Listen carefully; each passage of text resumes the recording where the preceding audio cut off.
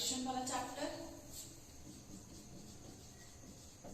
Human reproduction में मैंने starting में जैसे कोई भी सेक्सुअल रिप्रोडक्शन होती है उसके कुछ स्टार्टिंग के आपको पॉइंट्स बताए कि क्या पॉइंट्स हो सकते हैं। प्री फर्टिलाइजेशन इवेंट्स हो सकते हैं, यानी कि फर्टिलाइजेशन से पहले क्या कुछ होता है। फिर फर्टिलाइजेशन होती है, यानी कि मेल और फीमेल गैमीट्स जो हैं उनकी मेटिंग हो जाती है और जाइगोट बन जाता है गैमीट्स की फ्यूजन के बाद। उसके बाद पोस्ट फर्टिलाइजेशन इवेंट्स, यानी कि ये जाइगोट है पूरा का पूरा एम्ब्रियो, यानी कि पूरी की पूरी हम कह सकते हैं कि नेक्स्ट जनरेशन या फीटल डेवलपमेंट इसमें हम लोग स्टडी कर सकते हैं। फीटल डेवलपमेंट होगी, यानी कि ह्यूमंस के केस में एक तरीके से प्रेगनेंसी हो जाती है। प्रेगनेंसी के टाइम पे ये जो फीटल डेवलपमेंट है ये होती है। उसके बाद ये बेबी डेवलप होने के बाद बॉडी से एक्सपेल हो जाता है, जिसे हम पार्चुरेशन बोल सकते हैं। प्रेगनेंसी के पीरियड को हम जेस्टेशन पीरियड भी बोल सकते हैं। ठीक है, फिर parturition delivery of the baby outside the body. फिर डिलीवरी होने के बाद ह्यूमंस के केस में होती है लैक्टेशन, यानी कि मदर के मिल्क के साथ बेबी को फीड किया जाता है। तो इसमें प्री फर्टिलाइजेशन इवेंट्स में जैसे मैंने आपको दो बताए थे कि एक तो होता है गैमीटोजेनेसिस और फिर होता है गैमीट ट्रांसफर। हम लोग गैमेटोजेनेसिस में स्पर्मेटोजेनेसिस और oogenesis मैंने आपके साथ इन डिटेल स्टडी कर लिया था। गैमीट ट्रांसफर का मैंने आपको कुछ हद तक क्वेश्चन बताया था। फीमेल के बारे में, फीमेल गैमीट ट्रांसफर के बारे में आपको कुछ मैंने आइडिया दे दिया था। फीमेल गैमीट के बारे में थोड़ा आइडिया दे दिया था।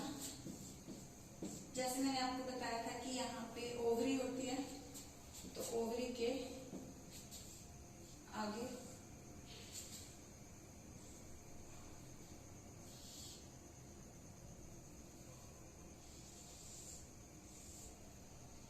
ओवरी से एग, यानी कि सेकेंडरी oocyte के फॉर्म में ये एग रिलीज होता है। और एम्पुला, इसके तीन रीजन्स बताए थे मैंने आपको फैलोपियन ट्यूब के। This is ovary, primary reproductive organ. Fallopian tube के तीन ऑर्गन्स बताए थे मैंने आपको, तीन parts, infundibulum, ampulla which is the broadest part, और इस्थमस जो कि नैरो पार्ट होता है।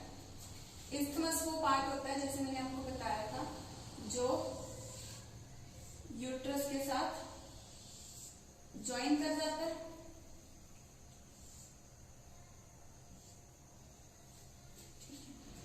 तो एम्पुला होती है साइट ऑफ फर्टिलाइजेशन। ठीक है, यानी कि यहाँ पे है जो मेल और फीमेल गैमीट्स मिलेंगे, तो इस जगह पे मेटिंग होनी है मेल और फीमेल गैमीट्स की एम्पुलरी रीजन में। ठीक है, अब गैमेटोजेनेसिस जो पहला स्टेप है ये हमने कवर किया। स्पर्मेटोजेनेसिस, oogenesis की हेडिंग के अंदर। स्पर्मेटोजेनेसिस मेल्स में कहा, oogenesis फीमेल्स में कहा।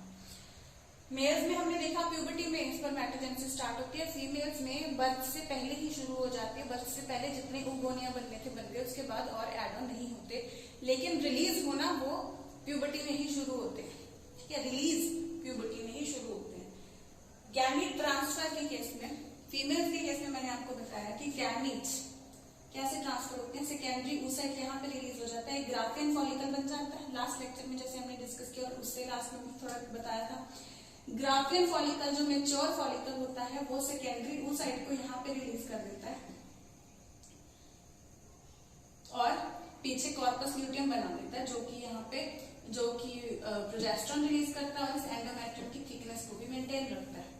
ठीक है, ये सेकेंडरी oocyte जो होता है ये यहाँ पे ट्रांसफर होता जाएगा और इस जगह पे आएगा सेकेंडरी oocyte, इस जगह पे आएगा फॉर फर्टिलाइजेशन। और ये जगह मैं बता रही हूँ आपको कि क्या है, साइट ऑफ फर्टिलाइजेशन। तो अगर गैमीट ट्रांसफर की बात करें तो site of fertilization male gamete की कैसे होगी? मेल गैमीट की from the male body, penis होता है जो कॉपुलेशन के लिए ऑर्गन होता है, जिसके अंदर मैंने आपको यूरिनोजेनाइटल डक्ट बताई थी कि जो कॉमनली यूरिन को भी कैरी कर सकती है और सीमेन को भी कैरी करती है।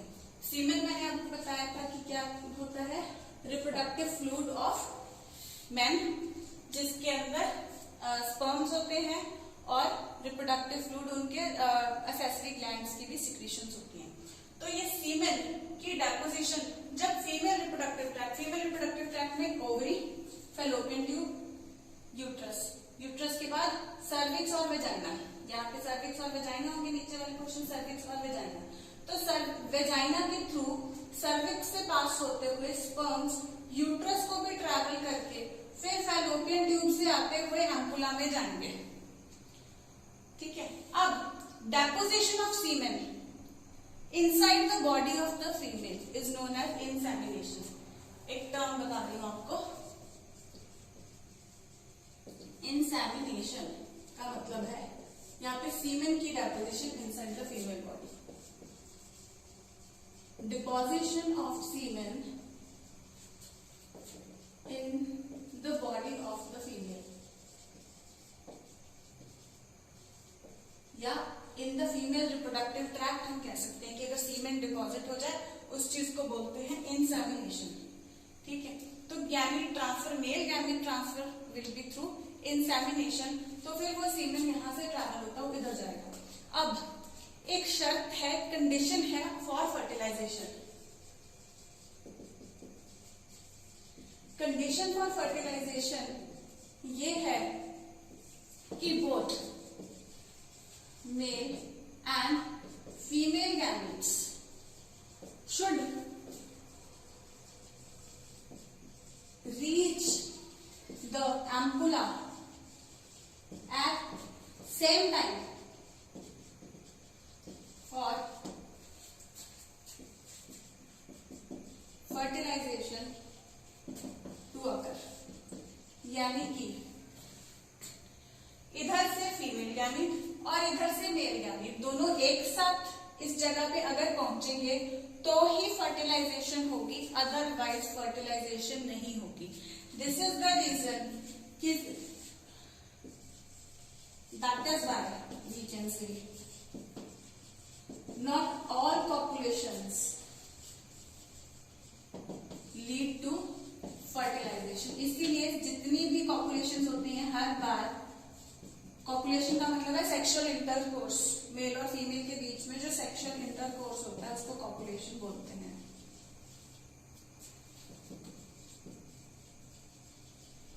ठीक है, तो जितनी भी पॉपुलेशंस होती हैं इसीलिए हर बार प्रेगनेंसी नहीं होती, क्योंकि प्रेगनेंसी के लिए ये कंडीशन है, ये शर्त है कि दोनों मेल और फीमेल गैमीट जब एक साथ, ये इधर से रिलीज हुआ, ये इधर से रिलीज हुआ, दोनों जब एक साथ यहाँ पे पहुंचेंगे तो ही जाइगोट बनेगा, अदरवाइज जाइगोट नहीं बनेगा। दोनों एक साथ इस जगह पे पहुंचने चाहिए। Both of them will reach and sort of collide and fuse with each other, only then zygote will be formed, otherwise zygote will not be formed.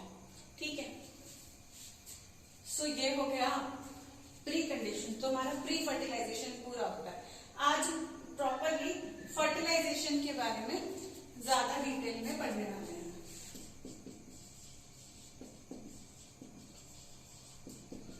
Fertilisation में अब इससे पहले आपको ओवम का स्ट्रक्चर याद करना पड़ेगा, जो कि उस स्टेज पे होता है जब उसको फर्टिलाइजेशन अभी होना है। तो उस कंडीशन में जो ओवम होगा, ये इतनी डिटेल में आपकी नहीं है, मैं थोड़ी सी डिटेल ऐड कर रही हूँ जस्ट समझाने के लिए आपको। ठीक है, इस लेक्चर को रिपीट कर करके अगर कुछ नोट करना चाहते हैं तो वैसे कर लेना, बट एनसीईआरटी में बहुत अच्छा दिया हुआ है, थोड़ी बहुत चीजें एक्स्ट्रा बता रही हूँ। अब न्यूक्लियस हम जनरली किसी भी चीज का सेंटर में बताते हैं, इसका जो न्यूक्लियस होता है वो साइड पे होता है, और जिस साइड पे, थोड़ा सा साइड पे होता है, मैंने जस्ट प्रोमिनेंस आपको दिखाया दिखाने समझाने के लिए। और जिस साइड पे न्यूक्लियस होता है उस पोल को हम बोलते हैं एनिमल पोल, और दूसरे पोल को हम बोलते हैं वेजाइटल पोल। ये टर्म्स मैं इरेज करूंगी और स्ट्रक्चर यहाँ पे बनाने होंगे, अभी नोट करिए। जिस साइड पे न्यूक्लियस है उस साइड को एनिमल पोल, दूसरी साइड को वेजाइटल पोल बोला जाता है। ठीक है, तो अभी मैं इसको रब कर रही हूं। तो अब और क्या होता है इसमें, ये न्यूक्लियस थोड़ा मैं अंदर की तरफ बनाऊंगी। ठीक है, अब ये जो इसकी मेम्ब्रेन होती है इसे हम कह सकते हैं प्लाज्मा मेम्ब्रेन या विटेलाइन मेम्ब्रेन। प्लाज्मा मेम्ब्रेन या विटेलाइन मेम्ब्रेन। इस प्लाज्मा मेम्ब्रेन या विटेलाइन मेम्ब्रेन के इमीडिएटली नीचे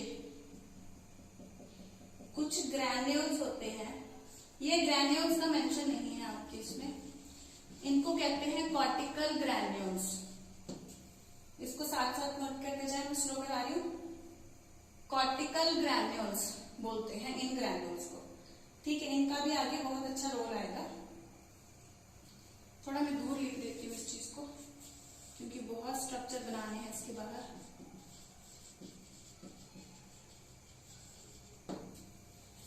ठीक है, अब इस विटेलाइन मेम्ब्रेन या प्लाज्मा मेम्ब्रेन के बाहर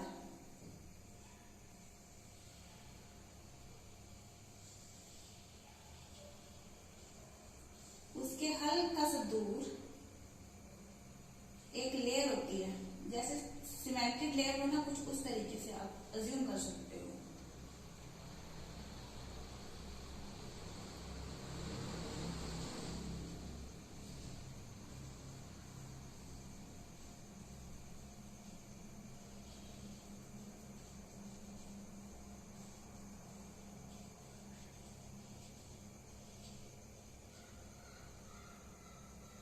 इस लेयर को हम बोलते हैं zona pellucida.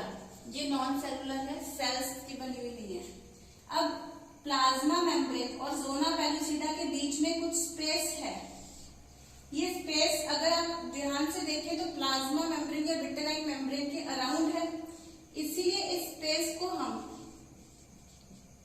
Peri vitelline space भी बोल सकते हैं, विटेलाइन मेम्ब्रेन के अराउंड की स्पेस। अब कॉर्टिकल ग्रैन्यूल्स और पेरीविटेलाइन स्पेस का जो मैं स्ट्रक्चर बोल रही हूं, इन दोनों का हम लोग एक खास कॉम्बिनेशन स्ट्रक्चर करेंगे। ध्यान से देखिए, ये कॉर्टिकल ग्रैन्यूल्स है, अंदर की तरफ प्लाज्मा मेम्ब्रेन या विटेलाइन मेम्ब्रेन के इमीडिएटली नीचे। अब उसके बाद प्लाज्मा मेम्ब्रेन के बाहर पेरीविटेलाइन स्पेस, पेरीविटेलाइन के स्पेस के बाहर जोना पेलुसिडा। जोना पेलुसिडा के अराउंड कुछ सेल्स होंगे, जैसे हमने इसमें किया था ना कि कुछ ग्रैनुलोसा सेल्स, मैंने आपको बताया था इसके अराउंड, जब मैंने ग्राफ्टिन फॉलिकल का स्ट्रक्चर बताया था। कुछ ग्रैनुलोसा सेल्स इसके बाहर क्या बना देते हैं, ये वाले सेल्स को अब हम क्या कहते हैं, कोरोना रेडिएटा। कोरोना वायरस नहीं है भाई, कोरोना रेडिएटा। ठीक है, तो ये स्ट्रक्चर हो गया ओवम का, जो इसके साथ जिसके साथ स्पर्म फ्यूज करेगा। एक चीज आपको बता दूं कि स्पर्म एनिमल पोल वाली साइड पे ही, ये एनिमल पोल हो गया क्योंकि इस साइड पे न्यूक्लियस है, दूसरा पोल हो गया वेजाइटल पोल। ठीक है, तो इस साइड से ही स्पर्म पेनिट्रेट करता है यूजुअली। ठीक है, क्योंकि इसका स्ट्रक्चर यहाँ पे इस तरीके से इसका पोजीशन होता है। अभी जब स्पर्म इसके पास आता है तो वहां पे उसके सबसे टिप के ऊपर क्या होता है, एक्रोसोम होता है। एक्रोसोम के अंदर 3 enzymes. I think I need to rub this all, then I will explain you further.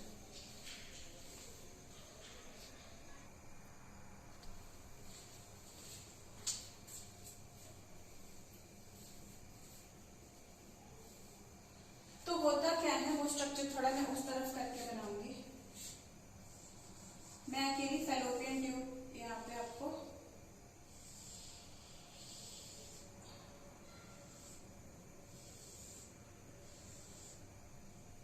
This is the ampulla portion.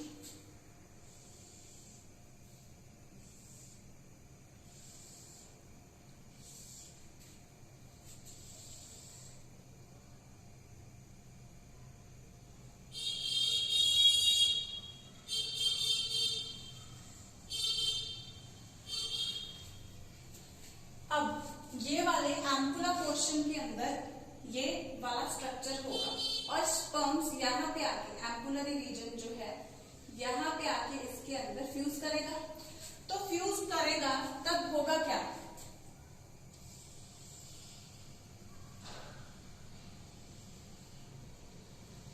जैसे ही अब एक्रोसोम सबसे पहले तो इन इतनी सारी लेयर्स को इसको पेनिट्रेट करना है।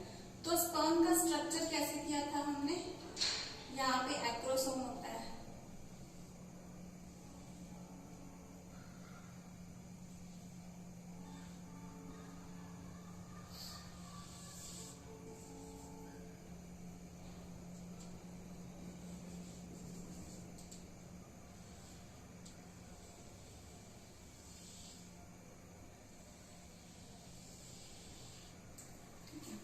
अब ये जो एक्रोसोम है जो कैप के अंदर था एक्रोसोम, इसके अंदर कुछ एंजाइम्स होते हैं। ये न्यूक्लियस है जो इस न्यूक्लियस के साथ फ्यूज करेगा स्पर्म का।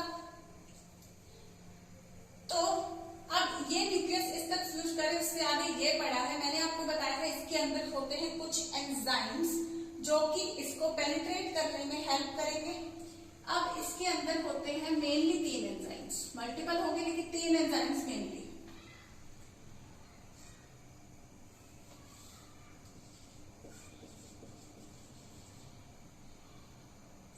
हाइल्यूरोनिडेज पहले करते हैं हम, 3 होते हैं। Corona radiata, corona penetrating enzyme,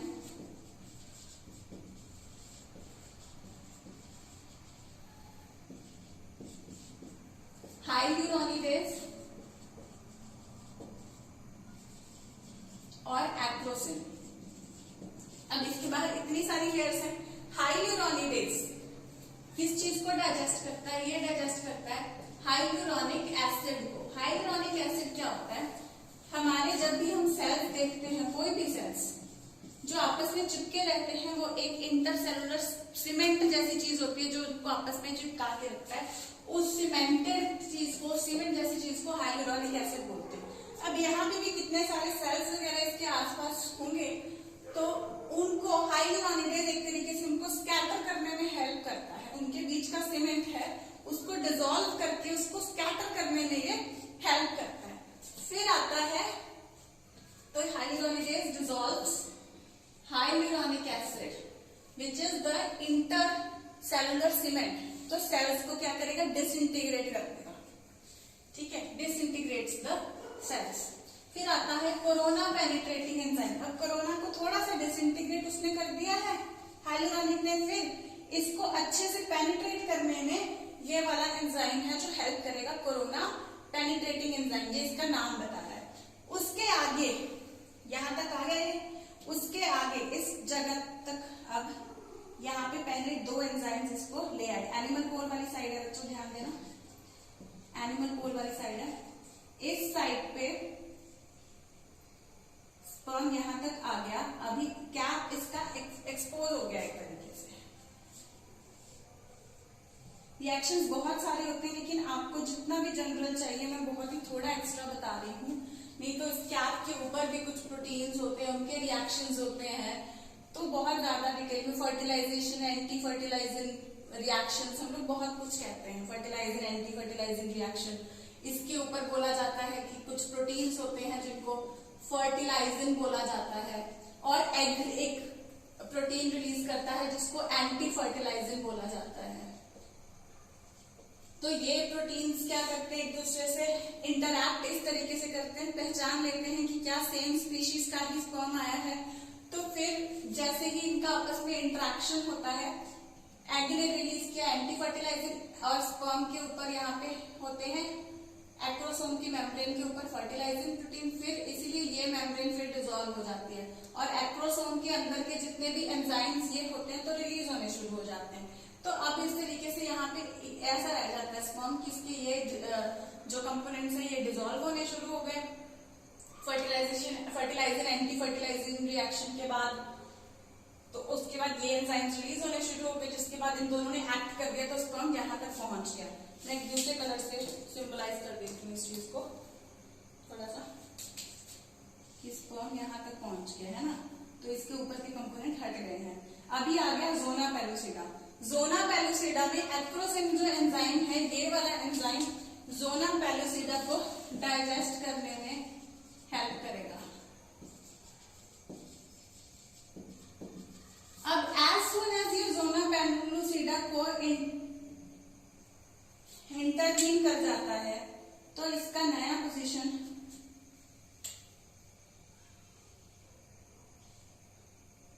यहाँ पे सीधा इसका न्यूक्लियस होगा, ये इसका नया पोजीशन बन गया। अब एक्रोसिन खत्म हो चुका है, अब इसकी प्लाज्मा मेम्ब्रेन तक ये पहुंच गया है अच्छे से। अभी तक हमने कोई पेरीविटलाइन स्पेस का या किसी चीज का कोई वो कंपोनेंट नहीं किया।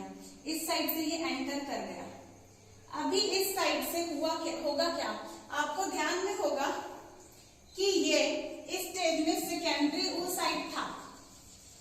जैसे ही अभी स्पर्म की एंट्री यहाँ पे शुरू हुई तो अब क्या होगा, अब it will be induce to form secondary oocyte जो था इसके अंदर का, उसमें फिर से एक अनइक्वल डिवीजन यानी कि जो मियोसिस 2 है वो इस टाइम पे कंप्लीट हो जाएगी।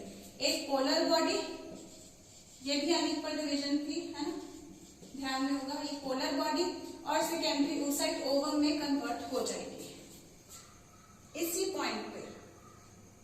ठीक है, रीजन क्या होता है इस टाइम पे आने का, बिकॉज एक सेंट्रियोल ये लेके आ रहा है उसकी डिवीजन जो डिवीजन कंप्लीट करने के लिए सेंट्रियोल की जरूरत होती है। आपको याद होगा कि स्पिंडल फॉर्मेशन लास्ट ईयर हमने किया था कि यहाँ पे सेंट्रियोल्स होते हैं जो कि इस तरीके से स्पिंडल बना करके जेनेटिक मटेरियल को सेपरेट करते हैं।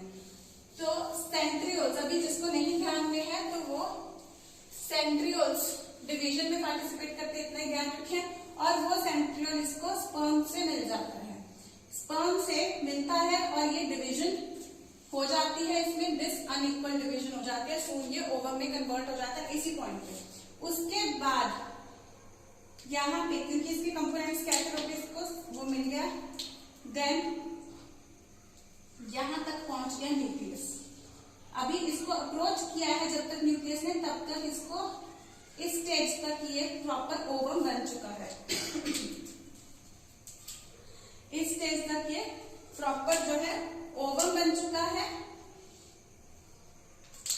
सेकेंडरी oocyte वाली डिवीजन कंप्लीट हो चुकी है। और अब क्या होगा, अब these two nucleus will now fuse, these two nucleus will now fuse। अब लेकिन उससे भी पहले अगर और स्पर्म्स आ गए तो फिर टू प्रिवेंट पॉलीस्पर्मी यानी कि मल्टीपल स्पर्म्स अगर एंटर हो गए तो वो तो बहुत ज्यादा क्वालिटी बढ़ जाएगी। एक्स तो एक है, एग है, तो एक्स के साथ एक एक्स मिल गया तो ऐसी फीमेल बन जाएगी, एक्स फ्रॉम स्पर्म, और या वाई मिल गया तो मेल बन जाएगा। लेकिन अगर 2 एक्स वाले जुड़ गए, बहुत सारे जुड़ गए, तो वो प्लॉइडी खराब हो जाएगी, उसकी प्रॉब्लमेटिक हो सकता है। क्योंकि वो ऐसे नहीं है कि सिर्फ एक्स और एक्स ये चलो हम कह देंगे ये सुपर फीमेल बन गई तो ये एक डिसऑर्डर हो गया, लेकिन सिर्फ सेक्स क्रोमोसोम ट्रिपल नहीं होगा, पूरा का पूरा ऑर्गेनिज्म ट्रिप्लॉइड हो जाएगा।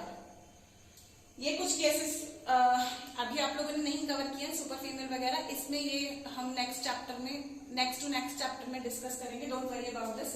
मैं थोड़ा आउट ऑफ कंटेक्स्ट चली गई, लेकिन अभी आप ध्यान में रखें कि एक से ज्यादा, अभी आप ध्यान में ये रखें कि बाय चांस अगर एक से ज्यादा स्पर्म्स आ गए तो पूरा ऑर्गेनिज्म डिप्लॉयड होने की बजाय ट्रिप्लॉयड या टेट्राप्लॉयड हो सकता है, और ऐसा जायगोट आगे डेवलप ही नहीं करेगा बाय चांस अगर ऐसा हो गया।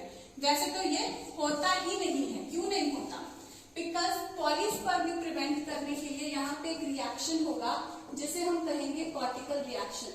अब आपके कान खड़े हो गए होंगे कि कॉर्टिकल वर्ड आ गया, रिएक्शन होना है, कॉर्टिकल वर्ड आ गया, और यहाँ पे हमने कॉर्टिकल ग्रैन्यूल्स के बारे में पढ़ा, तो हो जाएगा रिएक्शन। अब क्या होगा, जैसे स्पर्म यहाँ तक पहुंच गया, अब क्योंकि एक स्पर्म की एंट्री हो चुकी है और ह्यूमंस के केस में, हमारे केस में होती है सिर्फ मोनोस्पर्मी, यानी कि एक ही स्पर्म फ्यूज करेगा एग के साथ।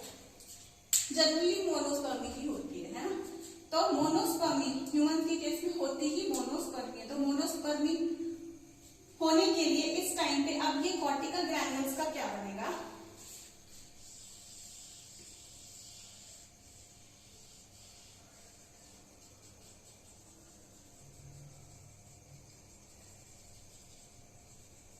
जैसे जोना पेलुसिडा, इसके नीचे ये कॉर्टिकल ग्रैन्यूल्स। अब एज सून एज यहाँ पे स्पर्म एंटर कर गया, तो ये, अब मैं स्पर्म नहीं दिखाऊंगी, सिर्फ बताऊंगी कॉर्टिकल ग्रैन्यूल्स का क्या हुआ। ये वाले कॉर्टिकल ग्रैन्यूल्स हैं, अब ये बिल्कुल पेरिविटलाइन स्पेस के साथ जाके चिपक जाएंगे और ये ग्रैन्यूल्स में एक्चुअली कुछ सिक्रीशंस होती हैं और उन सिक्रीशंस को ये बाहर यहाँ पे पेरिविटलाइन स्पेस में रिलीज कर देंगे। कॉर्टिकल ग्रैन्यूल्स प्लाज्मा मेम्ब्रेन के साथ फ्यूज करेंगे और पेरिविटलाइन स्पेस में रिलीज कर देंगे अपनी सिक्रीशंस को। पेरिविटलाइन स्पेस के बाहर क्या पड़ा है, जोना पेलुसिडा। तो इस केस में जोना पेलुसिडा और भी ज्यादा स्ट्रांग हो जाएगी। मैं रिपीट करती हूँ, आप लोग नोटिस कर सकते हो। After the entry of one sperm, cortical reaction क्या है, after the entry of, या soon after the entry of one sperm, cortical granules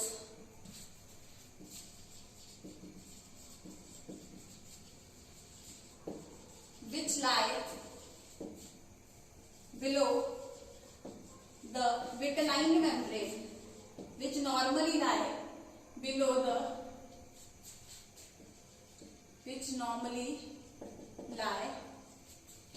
vitelline membrane, जो नॉर्मली विटेलाइन मेम्ब्रेन के नीचे पड़े होते हैं, they fuse with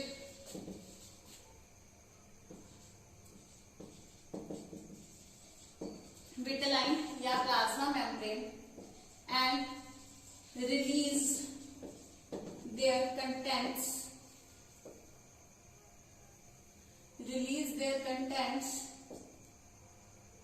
in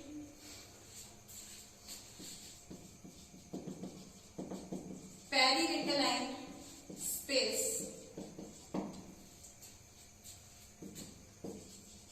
These chemicals then, या these secretions या chemicals whatever, then harden the zona pellucida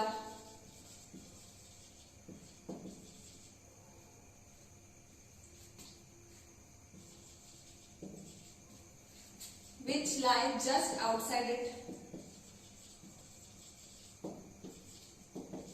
and make it tougher, उसको और tougher बना देते हैं, so as to prevent entry of more sperms, ताकि और sperms यहाँ पे enter ना करें। ठीक है, देखो मैंने क्या लिखा है, मोनोस्पर्मी में आफ्टर, इसमें कॉर्टिकल रिएक्शन को मैंने ये एक्सप्लेन किया है, कॉर्टिकल रिएक्शन को। ठीक है, कॉर्टिकल रिएक्शन का डेफिनेशन है ये, कॉर्टिकल रिएक्शन का।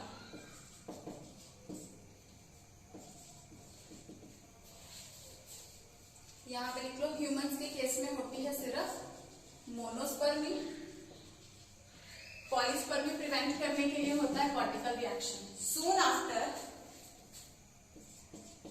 Soon after the entry of one sperm, cortical granules which normally lie below the vitelline membrane fuse with the vitelline membrane or plasma membrane and release their contents in the perivitelline space. These secretions then harden the zona pellucida, then fuse with zona pellucida and harden it, जो कि कहाँ पड़ी होती है zona pellucida, which lie just outside the perivitelline space, which lie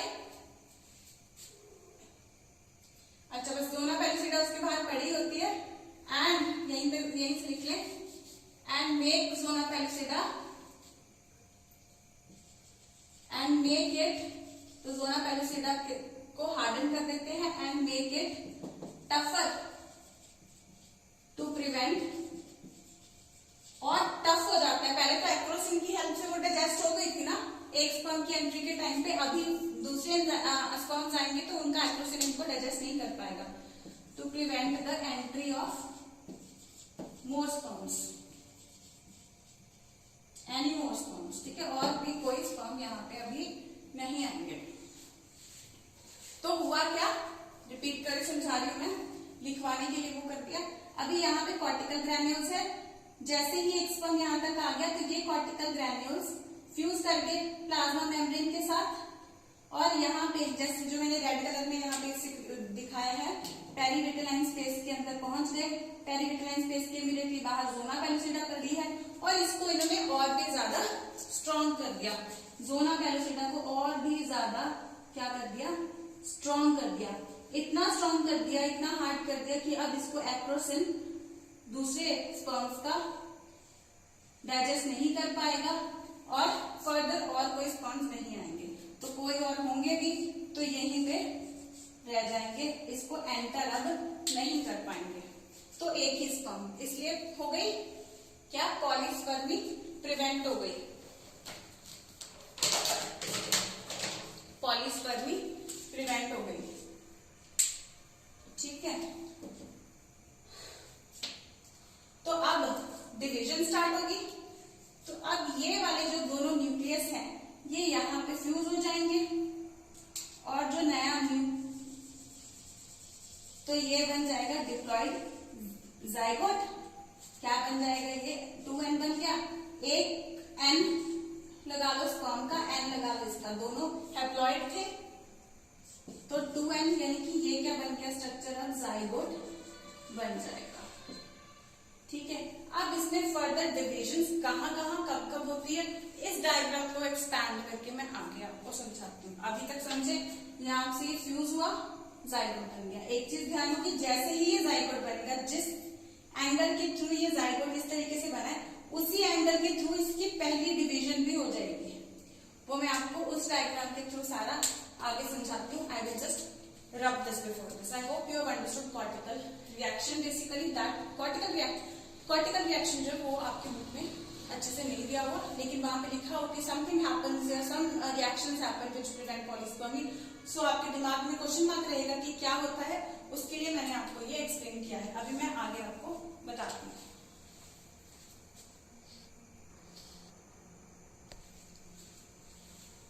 बच्चों, division से पहले मैं आपको सेक्स डिटर्मिनेशन इन ह्यूमंस करवा देती हूँ।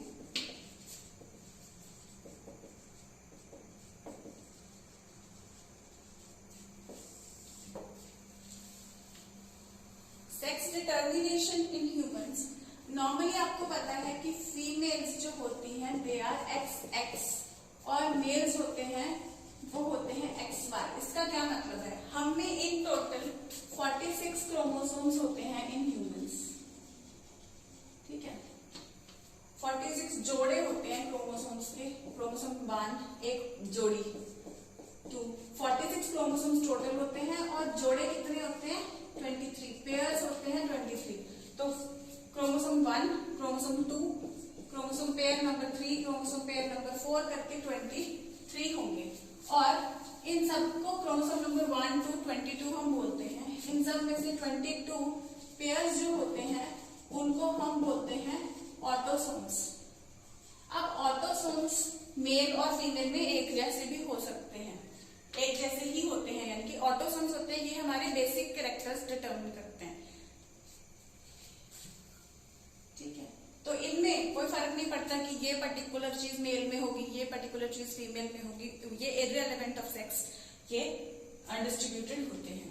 और बाकी का 23 में से 22 ऑटोसोम्स हैं और 1 पेयर जो होता है उसको हम बोलते हैं सेक्स क्रोमोसोम्स, सेक्स क्रोमोसोम्स का पेयर। अब जैसे मैंने आपको बताया था स्पर्मेटोजेनेसिस oogenesis के टाइम पे की डिवीजन होती है। oogenesis के टाइम पे हमने देखा कि एक ही एग बनता है फीमेल्स जो होती है बच्चे वो XX होती है। तो जब भी इसमें डिवीजन होगी, फॉर एग्जाम्पल प्राइमरी oocyte में सबसे पहले मियोसिस वन हुई थी, तो उससे एक X, तो उससे क्या होता है प्राइमरी oocyte में या कंप्लीट, चलो कंप्लीट हम डिवीजन की बात लगा लेते हैं, मियोसिस वन और मियोसिस टू, प्राइमरी oocyte से सेकेंडरी oocyte, सेकेंडरी oocyte से जब ओवा बनते तो वहां तक अगर हम बात करें तो जो भी डिवीजन हुई है उनमें X ही होगा। हमें पता है कि दो पोलर बॉडीज निकल गई दो, तो पहले एक डिवीजन हुई उसमें एक बड़ा सा एक छोटा, इसमें X आ गया, डेवलप हो गया। देन अब उसके बाद क्रोमेटिड्स डिस्ट्रीब्यूट हो जाते हैं, तो दो पोलर बॉडीज और एक X, यानी कि फीमेल जो है वो जब भी एग प्रोड्यूस करेगी उसका एग हमेशा X ही होगा। ठीक है, उसके एग में जो 23rd पेयर है वो हमेशा 22 ऑटोसोम्स, 22 प्लस X, ठीक है, 22 पेयर्स नहीं 22 प्लस X। पहले इसमें क्या था 22 पेयर्स प्लस XX, या हम कह सकते हैं 44X प्लस XX। ठीक है, जब इसमें मियोसिस हो गई तो एग में 22 ऑटोसोम्स प्लस X, तो X ही जो है वो सेक्स डिटरमिन करेगा। ये बाकी के 22 पेयर्स का कोई लेना देना सेक्स डिटर्मिनेशन से नहीं है। अब ये सेक्स क्रोमोसोम में अगर आप देखोगे तो फीमेल के एग में हमेशा X ही होगा, वेयर एज मेल्स जो होते हैं वो X और Y होते हैं। ठीक है, 22 पेयर्स प्लस XY, या हम टोटल क्रोमोसोम देखें तो 44 प्लस XY बोल सकते हैं, 46 क्रोमोसोम्स हो गए। तो इनमें जब डिवीजन होगी, बाकी तो वैसे 22 रह जाएंगे, है ना, हाफ रह जाएंगे, उसके बारे में भी बात नहीं करेंगे। तो इनमें हमें पता है कि जब डिवीजन होती है तो 4 एक सेल से, एक स्पर्मेटोगोनिया से हमें 4 स्पर्म्स देखा कि बनते हैं। प्राइमरी स्पर्मेटोसाइट से 2 मियोसिस वन के बाद, उसके बाद सेकेंडरी स्पर्मेटोसाइट में फिर से मियोसिस 2 हो जाती है और यहाँ पे 4 स्पर्मेटिड्स आ जाते हैं जो कि 4 स्पर्म्स में कन्वर्ट हो जाते हैं विद स्पर्मियोजेनेसिस। अब ये सारे के सारे X नहीं होंगे, क्यों? क्योंकि ये X और Y है। तो जैसे इनकी डिवीजन होगी तो अभी इनके हाफ में X होगा, हाफ में Y होगा। और जब जाइगोट के साथ मिलते हैं, क्योंकि हमें पता है कि स्पर्म्स बहुत ज्यादा अमाउंट में जाते हैं, तो बहुत ज्यादा अमाउंट में जब ये जाते हैं तो कौन सा वाला स्पर्म इसके साथ फ्यूज करेगा? जितने भी स्पर्म्स प्रोड्यूस हुए हैं उसमें से 50% स्पर्म्स में X होगा और 50% स्पर्म्स में Y होगा। ठीक है, तो अब अगर स्पर्म X वाला इसके साथ फ्यूज करेगा तो इस तरफ हम देखते हैं स्पर्म्स दो तरह के हैं, X और Y, और फीमेल में सिर्फ X और X टाइप का ही प्रोड्यूस हो रहा है। ठीक है, अब अगर फ्यूजन होगी X की X के साथ तो क्या बन जाएगा? Female child. अगर Y की X के साथ होगी, एग तो एक ही है, अगर Y की X के साथ होगी तो ये मेल चाइल्ड बन जाएगा। तो इससे जो हमारी सोसाइटी में जनरली फीमेल्स को ब्लेम किया जाता है for having the female child and all, तो आप देख सकते हो कि फीमेल्स में तो X ही प्रोड्यूस होता है। ये मेल का स्पर्म है जो डिटरमिन करता है कि मेल्स के स्पर्म में half sperms have X and half have Y, तो मेल का स्पर्म जो होता है वो डिटरमिन करता है कि the future child will be XX और XY। तो अगर X वाला यहाँ बनेगा तो ये जाइगोट XX यानी कि फीमेल जाइगोट बन जाएगा। अगर Y वाला स्पर्म एंटर करेगा तो ये मेल जाइगोट बन जाएगा। फर्दर डिवीजन भी उसी हिसाब से मेल एंड फीमेल चाइल्ड बनेंगे रिस्पेक्टिवली। ठीक है जी, तो this is about sex determination की स्पर्म्स जो होते हैं उनमें आधे में X और आधे में Y होता है। Y क्रोमोसोम रिलेटिवली साइज इसका स्मॉलर होता है देन X क्रोमोसोम, और सिर्फ मेल में जो कैरेक्टर्स होते हैं उनको ये कैरी करता है। ठीक है जी, so this is about sex determination. आज जो हमने मेन टॉपिक किया फर्टिलाइजेशन हमने स्टार्ट किया, तो फर्टिलाइजेशन में जो आपको मैंने मेन ओवा का स्ट्रक्चर एक बार बताया कि एग है, एग के बाहर विटलाइन मेम्ब्रेन क्या, plasma membrane, it is surrounded by vitelline membrane or plasma membrane, or immediately below vitelline membrane it has certain granules known as cortical granules. Outside the plasma membrane it has a little space known as perivitelline space, and outside that space lies zona pellucida. Outside the zona pellucida a layer of certain layers of cells, corona radiata. ये corona radiata zona pellucida को penetrate करना पड़ता है sperm को so as to fertilize it. उसके लिए sperm के अंदर 3 एंजाइम्स होते हैं, कोरोना पेनिट्रेटिंग एंजाइम, हाइलुरोनिडेज और एक्रोसिन। हाइलुरोनिडेज सेल्स को स्कैटर करता है, कोरोना पेनिट्रेटिंग कोरोना को पेनिट्रेट करने कोरोना रेडिएटा लेयर को पेनिट्रेट करता है, और एक्रोसिन जो होता है वो जोना पेलुसिडा को डाइजेस्ट करता है।